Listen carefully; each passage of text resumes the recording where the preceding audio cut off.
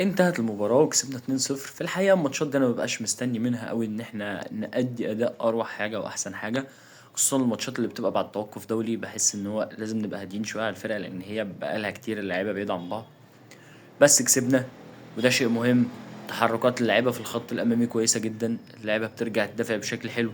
بس في مشكلة في خط النص في البطء ما عدا عند امام عاشور. يا جماعة امام عاشور في حتة تانية، لاعب تاني، حتة كده فردة تقيلة، حاجة لوحده، حاجة بعيدة عن الناس اللي ما بتعرفش تنقل كورة، حاجة بعيدة عن الناس اللي ما بتعرفش تتحرك.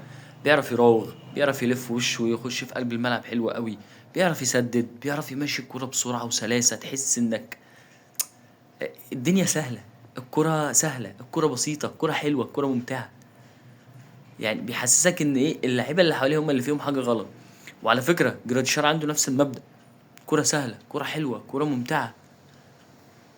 بس في حاجة مهمة جدا، جراديشار النهاردة جاله فرصتين.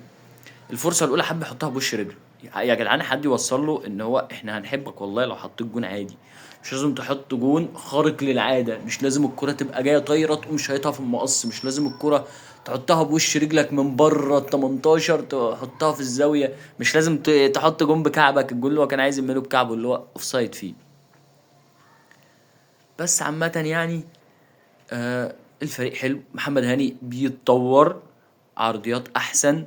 شفنا تسديدات من بره المنطقه، مروان عثمان مبشر، تحركاته كويسه، نقل الكره كويس. في المجمل اداء الاهلي النهارده كان كويس، وده بيساعد اللعيبه كلها ان هي تظهر بشكل كويس. ياسين مرعي بيتطور خطوه بخطوه، ياسين مرعي جاي. ياسر ابراهيم محتاج يقلل زياده بعد خط النص، لان ياسر في اكتر من كوره زاد والكره اتردت ورجعت علينا. فيا ياسر لو انت مش موجود ورا، مين اللي هيبقى موجود؟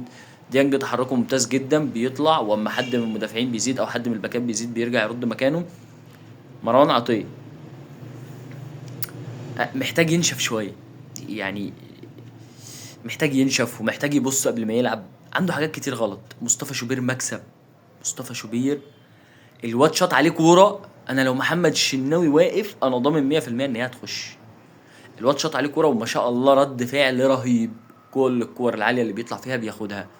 ربنا يحميه ويحفظه. وبس اعمل لايك.